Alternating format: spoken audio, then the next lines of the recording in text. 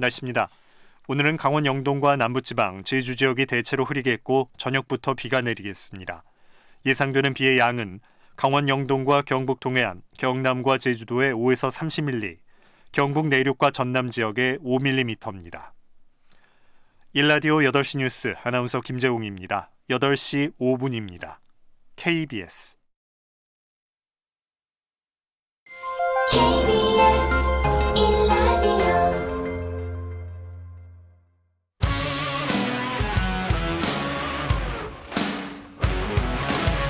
뉴스타파 기자 김경래 최강 시사. 김경래 최강 시사 2부 시작하겠습니다. 어제 문재인 대통령 국회 시정연설 있었죠. 취임 후 4번째라고 하고요. 공정을 매우 강조했습니다. 그리고 예산 얘기도 있었고요. 근데 반응들이 예상했겠지만은 극단적으로 갈렸습니다. 여당 쪽에서는 계속 박수가 나왔고 야당에서는 야유가 나왔죠. 오늘은 그 대통령 시정연설에 대한 여야 입장 차례로 좀 들어보겠습니다. 먼저 자유한국당 쪽 연결해 볼게요. 김정재 원내대변인 연결돼 있습니다. 안녕하세요. 네, 안녕하세요. 네. 김정재입니다. 네. 어제 국회에 계셨죠? 네네. 네. 그렇습니다. 네. 그 한국당에서는 야유가 많이 나왔어요. 어떤 부분이 좀 마음에 걸려서 이렇게 야유를 하신 건가요? 전체적으로 네. 너무나 실망스럽고 한숨을 쉬다가 네. 야유도 하다가 X 표시도 하다가 여러 가지 네. 적어도 대통령이 이번 연설을 통해서 최근에 일어난 그 조국 사태, 나라 전체가 완전히 혼돈의 상태 아니었습니까? 여기에 네. 대해서 먼저 사과와 반성의 말씀 정도는 있지 않아야 되나 생각을 했었는데 완전 국민 기대와는 달리 네. 오로지 보고 싶은 것만 보고 또 유리한 지표만을 강조하면서 완전 셀프 칭찬 시간이었거든요. 그걸 듣고 있으려니 정말 고통스러웠습니다. 그래서 야유를 했고요. 네. 특히나 어제 그 경제에 대한 대통령 인식은 완전 거의 달나라 수준이었어요. 국민들은 지금 굉장히 삶의 고통을 굉장히 크게 느끼고 있습니다. 네. 그런데 대통령 그걸 못 느끼는 것 같아서 굉장히 안타까웠고요. 네. 어제 그 제시한 지표들이 굉장히 많았는데, 네. 특히 일본이 그 소득 하위층의 소득이 증가했다고 했는데, 오늘 여러 언론에서도 이런 게 거의 가짜 뉴스라는 거 다뤄졌었는데요. 네. 작년보다 한 560원 정도밖에 증가한 게 없었는데도 마치 크게 증가한 것처럼 했다든지, 아니면은 지금 지금 대한민국의 모든 그 직장인들이나 젊은이들이 굉장히 고통받는 부분이 바로 일자리입니다. 네. 그런데 고용률이 8, 9월에 취업자가 45만, 34만으로 아주 증가했다고 이렇게 얘기를 또 하시고 네. 이 부분은 정말 그 내용을 들여다보면 45만이라고 하지만 38만이 노인 일자리입니다. 네. 그리고 이 중에 다시 70%가 27만 원 이하입니다. 네. 27만 원 정도가 평균 임금이고요. 그다음에 일주일에 17시간 이하가 한 60% 됩니다. 고용의 네. 질이 엉망인 거죠. 근데 이걸 지금 고용의 질이 증가가 됐고 특히 30대, 40대 그는 외면하고 실업 체감률도 그러니까 청년 고용률도 최고라라고 얘기를 하니까 거기에 저희가 아연질색할 수밖에 없었고요. 네. 다 아시다시피 지금 청년 고용률은 실업 체감률이 21%입니다.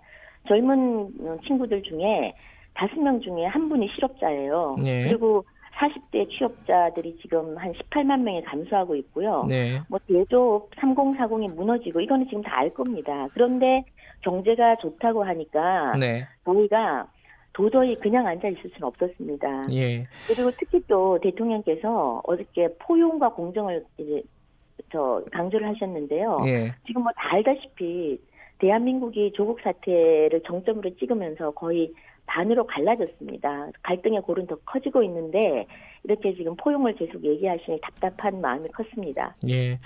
제가 네. 질문을 안 드려도 다 말씀해 주시네요. 네. 지금 민주당 쪽 연결할 건데요. 끝나고 나서 잘 들으시고 민주당 쪽에서 지금 듣고 계실 겁니다. 네. 관련된 반론을 좀 해주셨으면 좋겠고요. 네. 일단 그 얘기부터 그 손으로 X 표시한 거는 이게 네. 그 공수처 관련된 거를 특별히 반대하겠다라는 뜻을 표시한 건가요? 공수처 할 때 저희가 엑스트라 네. 의원님들이 많으신데요. 네. 그는 소위 말하면 다른 이건 정말 공수처만큼은 아니다라는 항의의 표시를 그렇게 했습니다. 예. 근데 공수처는 좀 여론상으로도 좀 지지가 높은 편이지 않습니까? 이 부분은 어떻게 봐야 될까요? 오히려 공수처가 처음에 네. 올 초에만 하더라도 75%가 찬성을 했어요. 그리고 예. 반대를 한 10%, 15% 정도에서 60% 정도 차이가 났었는데 네. 최근 여론조사는 10%밖에 차이가 안 납니다. 네. 이제 공수처의 실체를 알게 된 거죠. 그 소위 말하면 공수처가 마치 정의의 칼을 휘두를 것처럼 그렇게 포장이 되고 있지만 네. 실제로는 이게 대통령을 위한 검찰인 거죠. 왜냐하면 대통령이 공수처장을 임명을 하고요. 당연히 네. 대통령이 원하는 공수처장을 임명을 하겠죠. 그리고 공수처장이 또다시 임명하는 수사조사관으로 구성이 돼 있습니다. 네. 그러니 대통령이 원하는 그런 편파 수사 또는 정치 입맛에 맞는 그런 수사가 충분히 될 수 있고요. 사실 검찰 개혁은 저희는 무조건 해야 됩니다. 네. 검찰 개혁의 필요성은 모든 국민이 느끼고 있고요. 네. 그 검찰 개혁의 핵심은 바로 이 정치로부터의 자유롭고 공정한 그런 수사입니다. 네. 지금 현재 윤석열 검찰도 정부에서 계속 대통령도 그렇고 압력을 가하니까 수사를 하다가 주춤주춤하지 않습니까? 네. 그냥 내버려 두는 겁니다. 대통령이 입김을 불어넣지 않고 정말 공정하게 할 수 있도록 하는 게 저는 검찰 개혁의 핵심이 아닌가 싶고요. 예. 그리고 지금 현재 검찰 비리 내부 같은 걸 막는 거라면은요. 네. 지금 현재 특임 검사 제도가 있습니다. 네. 그래서 충분히 그 특임 검사 제도를 통해서 검찰 내부 비리는 막을 수 있고요. 그다음에 고위공직자 대통령의 친인척, 청와대 참모들 감찰하는 제도가 있어요. 바로 특별감찰관 제도인데요. 이걸 지금 문재인 정부 들어와서 3년 동안 임명을 안 하고 공석으로 비워두고 있습니다. 네. 만약에 이 제도만 특별감찰관만 제대로 임명을 하고 이번에 그 조국 민정수석에 대해서도 제대로 감찰을 했더라면 네. 이런 조국 사태도 미연에 방지할 수 있지 않았나 네. 그런 생각이 들고요. 이번에 말하는 이 공수처라는 것은 정말 정치적 중립성 확보가 불가능한 정치적 수사기관에 불과하다고 저희는 생각을 하고 있습니다. 예. 그래서 검찰의 권한은 줄이되 지금 줄이겠다고 하면서 검찰보다 훨씬 더 막강한 권력을 가진 대통령의 검찰을 만들겠다는 것 자체는 모순이고 그래서 저희가 지금 좀 반대를 하고 있습니다. 그 어제 화면을 보니까요. 대통령 연설 끝나고 나서 악수를 잘 안 해주시더라고요. 자유한국당 의원들이. 이게 좀 예의가 없다라고 이제 김종민 의원, 더불어민주당 의원이 인터뷰에서 얘기를 했어요. 이 부분은 네. 어떻게 보세요? 대통령이 먼저 국민에 대한 예의를 차리셔야죠. 먼저 적어도 예. 시정연설을 할 때면은 적어도 대통령으로서 이 갈라진 국민들의 마음을 어루만지는 유감의 표시, 사과의 표시 정도는 네. 한 번은 했어야 되고요. 예. 그 안에 들어간 내용이 모든 내용들이 도대체 국민들이 공감을 할 수 없는 현실과는 동떨어진 내용이었어요. 예. 그리고 저희가 일어나서 나갑니다. 보통 연설을 예. 듣고 나가는데 대통령이 따라 들어와가지고 그렇게 하는 거 저도 보지도 대통령이 오시는 걸 보지도 못했지만 본다고 해서 저희가 기꺼이 악수를 하고 웃고 그럴 형편은 아니었어요. 알겠습니다. 굉장히 무거운 마음이었고요. 예. 예의 없다고 남을 탓하기 전에 네. 자신들을 한번 성찰을 했으면 좋겠습니다. 알겠습니다. 아까 경제가 굉장히 어려운데 대통령의 인식이 아니하다 혹은 과장돼 있다 뭐 이렇게 말씀하셨잖아요. 네네. 그런 차원에서 이 확장 예산이 내년에 필요하다. 이게 정부의 입장인데 경제가 어려우니까 네. 확장 예산이 필요하다. 근데 이 부분에 대해서도 자유한국당은 좀 부정적인 입장을 갖고 계신 것 같아요. 이건 왜 그런 거죠? 우리가 살림이 어려우면은 네. 사실은 더 타이트하게 잘못된 부분도 낭비가 있는지 없는지 살펴보면서 확장 예산을 해야 되는데 네. 그냥 무작정 빚내서 살림 살겠다는 겁니다. 이거는 미래 세대에 엄청난 부담이 되거든요. 네. 그리고 지금 소득 주도 성장이 잘못돼서 이렇게 경제가 나빠졌다고 저희가 주장을 하는데 네. 그렇다면 잘못된 경제 정책을 한 번쯤은 다시 살펴보면서 바꿔야죠. 네. 그래서 경제 활성화를 통해서 지금 좀 수입을 좀 증가시킨 다음에 네. 재정을 누리든지 해야 되는데 이거는 그냥 밑빠진 독에 그냥 계속 국민 혈세를 부어넣겠다는 뜻이거든요. 그래서 알겠습니다. 예. 지금 다른 건 모르겠지만 예산 편성하고 재정 관리 담당하는 기재부에서는 국가 채무 비율 40%를 절대 넘어서는 안 된다는 그런 생각을 가지고 있는데 네. 대통령이 갑자기 40% 넘어도 괜찮다 말 한마디에 이렇게 네. 확대 재정을 이렇게 가속도를 붙이는 거는 결코 바람직하지 않다고 봅니다. 예, 질문이 한두 개 더 남아서 좀 빨리 진행을 네. 하겠습니다. 네. 그 정시 비중 높인다고 입시에서요. 그 네. 얘기했는데 이거는 자유한국당 입장하고 같은 거 아닌가요? 저희가 같은 거죠. 네. 저희는 지금 정시 비율을 높여야 되고 네. 지금, 아마 개정 법안을 낼 겁니다. 어저께 저희 당론으로 정했고요. 네. 정시 확대를 50% 이상으로 하는 걸로 어제 당론을 정했습니다. 네. 그런데 이해가 안 되는 것이 그제까지 교육부총리하고 정시 확대는 절대 안 된다라고 하다가 그 대통령이 나와서 말 한마디를 또 완전히 반대로 하는 겁니다. 네. 그래서 완전히 엇박자를 내고 있는데요. 네. 1년 전에 대학 입학 정책 세워놓고 또다시 이렇게 순간순간 바꾸는 부분에 대해서 이 정부가 얼마나 제대로 된 예. 장기간의 생각을 안 갖고 교육 정책을 하는지 이번에 한번 여실히 보여준 것 같습니다. 네. 요거는 이제 시정연설 관련된 건 아닌데 패스트트랙 관련된 수사 대상 의원들에게 가산점 주겠다 공천에서 요거 조금 비판하는 목소리들이 좀 있습니다. 이거 어떻게 생각하십니까? 어제 뉴스가 조금 과장돼서 나갔는데요. 예.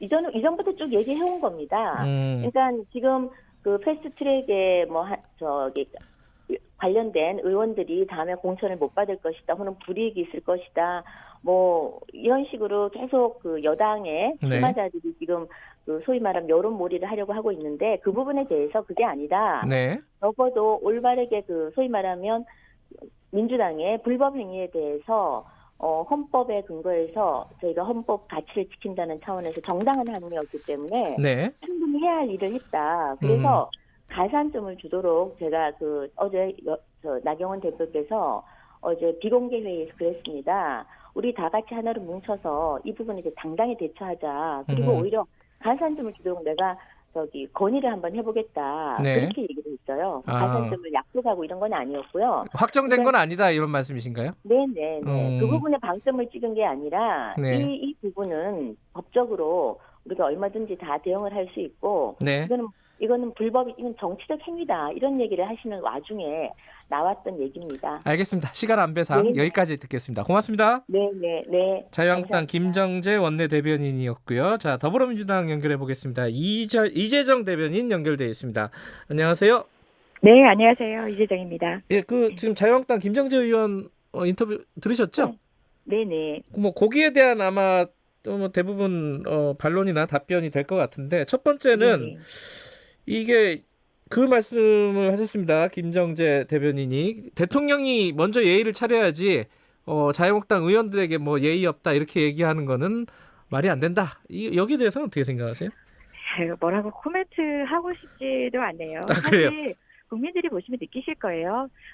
탄핵 전 박근혜 대통령 얼마나 이 나라를 정말 횡포 수준에 가까울 만큼 망쳐놨던 대통령에게 저희도 야당으로서 항의 표시는 했습니다. 하지만 네. 대통령 나가기 전에 따라오는 대통령을 나몰라라 하고 먼저 나선다든지 등등 통상 봐오지 못했던 새로운 모습을 보긴 했습니다. 근데 그건 형식이니까요. 네. 그렇게 일차리지 못함에 대해서는 목소리를 높이고 싶지 않습니다. 네. 정작 진단과 처방을 해야 될 국회가 공전되고 있고 사실상 할 일을 물리고 있는 방식으로 대통령을 비난하는 것에 대해서 저는 지적하고 싶기 때문에 그 부분은 국민들이 평가하실 것 같습니다. 알겠습니다. 예의가 있는지 없는지요. 예. 제일 이제 야당이 답답했다고 아까 얘기했던 부분이 조국 사태 이름을 굳이 네. 붙이자면은 거기에 대한 사과라든지 유감이라든지 이런 언급이 전혀 없었다.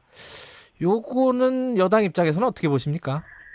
예, 국민께 송구함을 전하긴 했습니다. 그 송구함이 뭐냐면요. 조국 사태가 누구에 의해서 빚어졌건 간에 네. 어떤 갈등의 골이 어떤 원인에 의해서 만들어졌건 간에 예. 이런 상황으로 고민을 더하시게 된 국민에 대한 송구함을 벌써 표했습니다. 네. 국회에 와서 본인들에게 하라 오만한 내용이죠.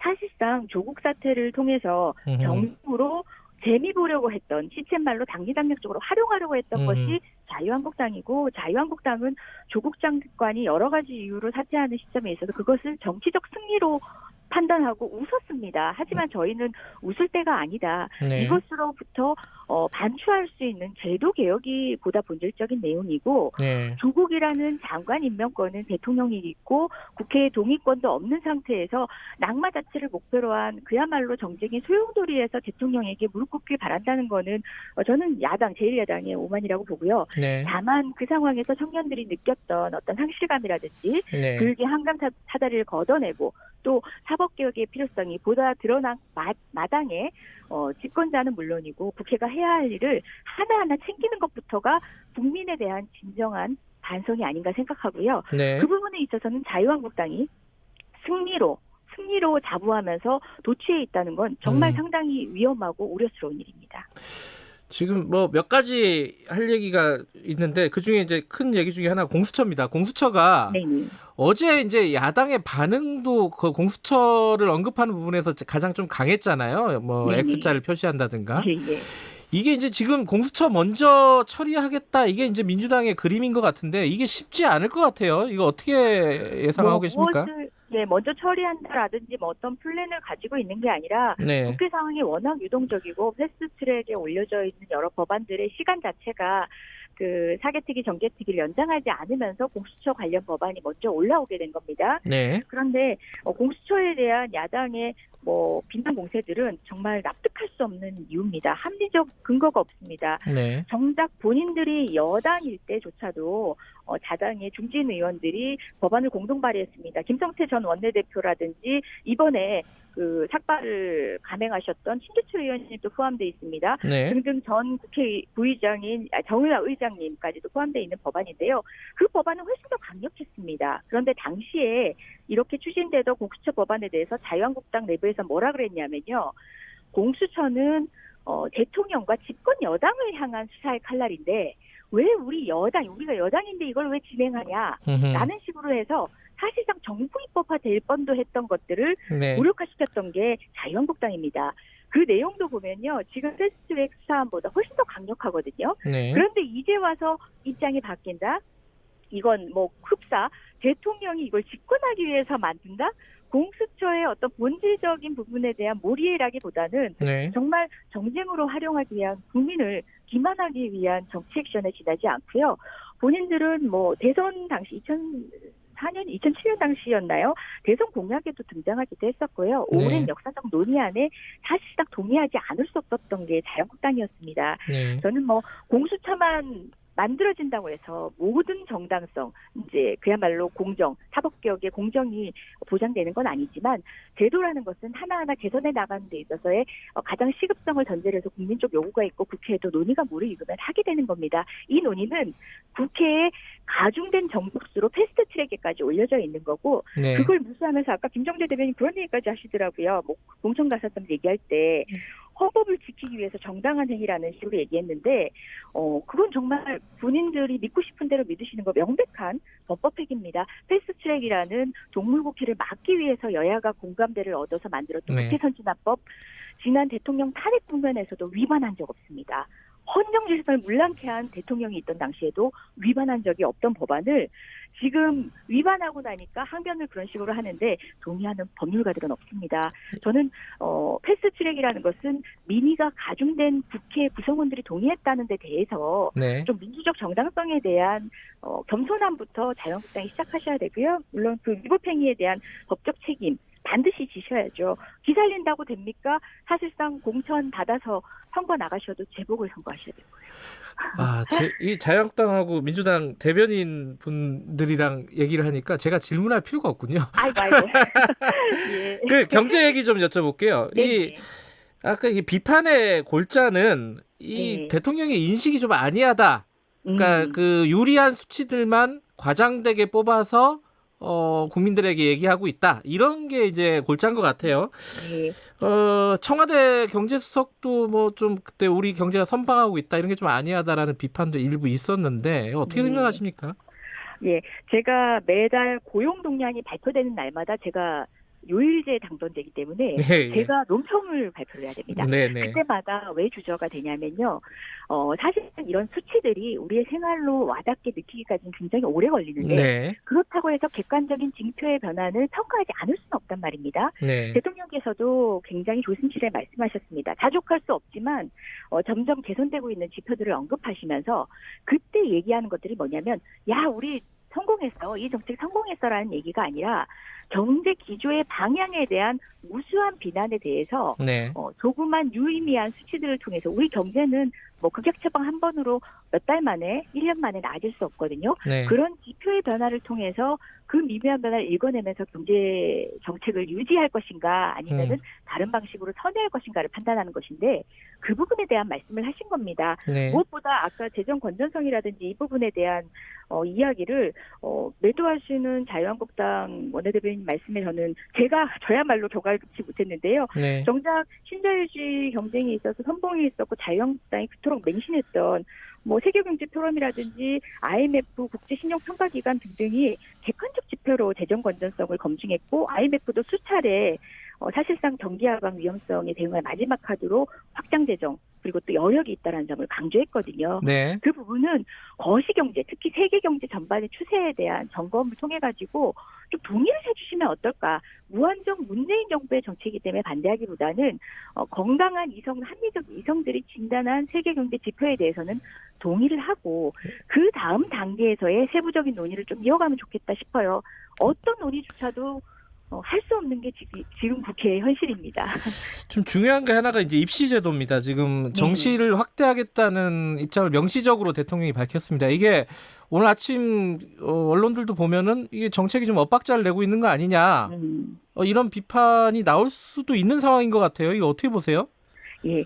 사실 뭐 재벌개혁, 검찰개혁보다 가장 첨예하고 민감할 수밖에 없는 게 교육제도 개혁입니다. 네. 특히 수시제도를 통한 사실상 그간의 입시제도를 타파해야 되는 것은 장기적인 안목에서 그 길이 뭐 달라질 수는 저는 없다고 생각하고요. 네. 다만 무엇이 문제냐의 얘기에 대해서는 여당 내에서도 여러 전문가들 사이에도 의견이 나뉩니다. 네. 당장의 효과로는 지금 수시에 대한 신뢰가 무너진 상황에서 여러 평가 지표들에 대한 공정성을 담보할 수 있냐는 측면에서는 정시 확대라는 것도 충분히 고민을 할 수 있겠지만 장기적 안목에서는 결과적으로 서열 카드별로 둘세우는 사회 구조적 변화가 병행돼야 되거든요.